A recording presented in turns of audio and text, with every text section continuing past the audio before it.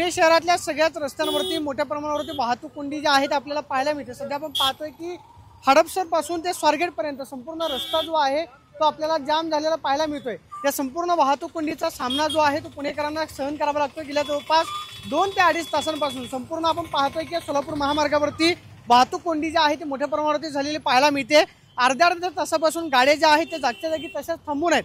त्यामुळे एकेरी मार्गावरती आपण पाहतोय की पुणे पोलिसांची वाहतूक शाखा नक्की करते काय हा सवाल या निमित्तानं उपस्थित झालेला आहे। कारण वाहतूक पोलीस जे आहेत वाहतूक सुरळीत करताना आपल्याला पाहायला मिळत नाही। त्यामुळे वाहतूक पोलिसांचं नियोजन जे आहे ते पूर्णपणे कोलमडलेलं पाहायला मिळते। आणि सध्या आपण पाहतोय की स्वारगेट पासून ते हडपसर पर्यंत या मार्गावरती ही संपूर्ण वाहतूक कोंडी जी आहे ती आपल्याला झालेली पाहायला मिळते।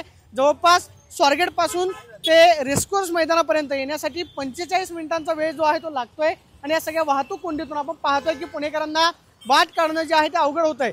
सिटी बस असतील, त्याचबरोबर सार्वजनिक वाहतूक व्यवस्था पीएमपीएमच्या बसेस असतील, त्याचबरोबर या मार्गावरून पुढे हायवेला जाणाऱ्या एसटी महामार्गाच्या बसेस असतील, त्या संपूर्णतः गेल्या 1 ते 1.5 तासांपासून जागच्या जागी वाहतूक कोंडीमध्ये अडकून पडलेल्या पाहायला मिळतात।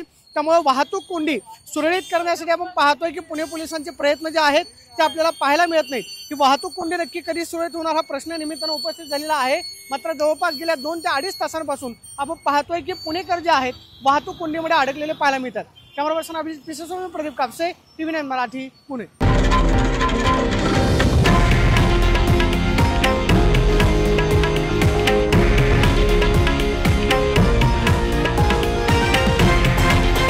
हे आहे देशातील नंबर 1 न्यूज नेटवर्क आणि आपण पाहत आहात TV9 मराठी, एकमेव।